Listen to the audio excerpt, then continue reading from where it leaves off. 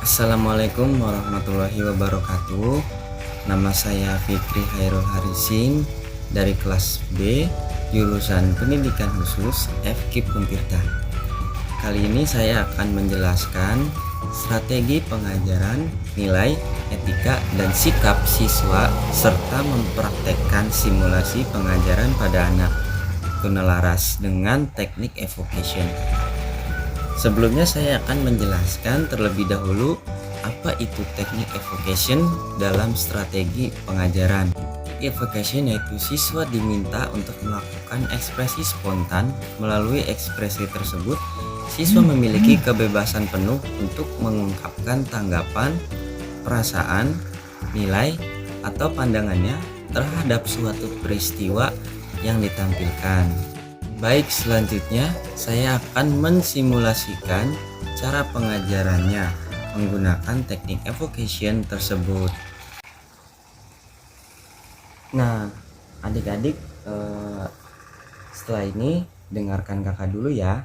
Kakak ingin bercerita tentang si kancil dan buaya. Nah, nanti adik-adik bisa untuk memberi tanggapan terhadap cerita ini, ya.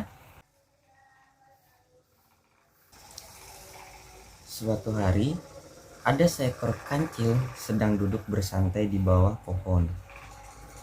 Ia ingin menghabiskan waktu siangnya dengan menikmati suasana hujan yang asri dan sejuk. Beberapa waktu kemudian, perutnya keroncongan. Ya, kancil yang konon katanya cerdik itu merasa lapar. Ia sedang berpikir untuk mendapatkan mentimun yang letaknya berada di seberang sungai. Tiba-tiba, terdengar suara keciprak keras dari dalam sungai. Ternyata itu adalah sekelompok buaya. Kancil yang cerdik itu punya ide jitu untuk menghilangkan rasa laparnya. Ia bangkit dari duduknya dan berjalan cepat ke arah sungai untuk menghampiri buaya.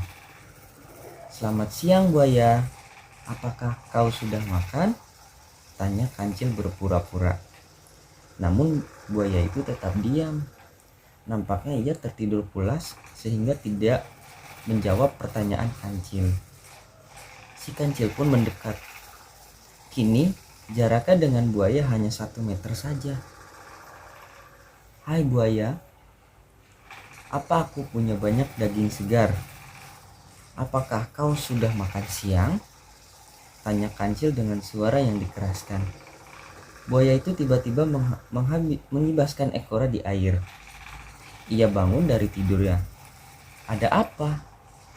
Kau mengganggu tidurku saja," jawab buaya agak kesal. "Sudah kubilang, aku punya banyak daging segar. Tapi aku malas untuk memakannya. Kau tahu bukan kalau aku tidak suka daging. Jadi aku berniat memberikan daging segar itu untukmu dan teman-temanmu," jawab kancil polos. "Benarkah itu? Aku dan beberapa temanku memang belum makan siang.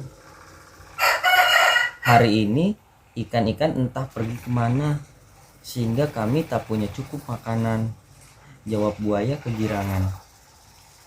"Wah, kebetulan sekali.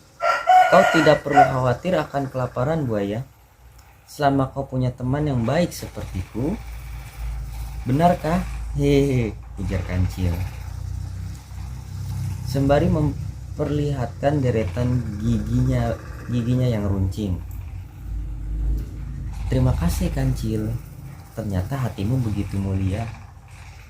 Sangat berbeda dengan apa yang dikatakan oleh teman-teman di luar sana." Nah adik-adik, tadi kakak sudah bercerita tentang kisah si kancil dan buaya. Menurut adik-adik sendiri, pembelajaran apa sih yang bisa diambil dari kisah tersebut? Ayo, ada yang tahu? Kakak, aku mau jawab. Jadi kita tuh nggak boleh memanfaatkan bantuan dari orang lain, Kak. Ketika kita udah dikasih tolong sama orang lain, ya kita harus setidaknya membalaskan budi dan tidak menipu, Kak. Karena itu menurut menurut aku sendiri sih kita nggak boleh apa ya, kayak kita tuh harus harus bisa untuk membalaskan budi ke orang lain Kak, apalagi sampai tipu-tipu gitu. Itu nggak baik menurut saya, itu tidak baik. Kita tuh harus harus dari awal tuh harus benar-benar jujur kita mau minta tolong kepada orang lain itu seperti apa. Kita nggak boleh istilahnya berbohong demi dimintai pertolongan ke orang lain Kak, itu nggak baik. Ya betul, kita tidak boleh memanfaatkan keadaan baik seseorang ya, itu tidak baik. Terkecuali kita membalas budi kebaikan seseorang itu. Kita tidak boleh kita mengambil hak kita sendiri sementara orang lain tidak mendapatkan haknya yang sesuai dengan janji yang di awal tadi disebut oleh Kancil. Itu tidak baik ya. Makanya untuk adik-adik, ketika memang dimintai pertolongan oleh orang lain, adik-adik tidak boleh ingin menang sendiri ya, karena ketika kita memberikan bantuan kepada orang lain, kita akan mendapat pahala yang banyak sekali. Oke, mungkin itu saja pembelajaran dari kakak. Cukup sekian ya. Nanti di lain waktu semoga kita bisa ketemu lagi ya. See you, dadah.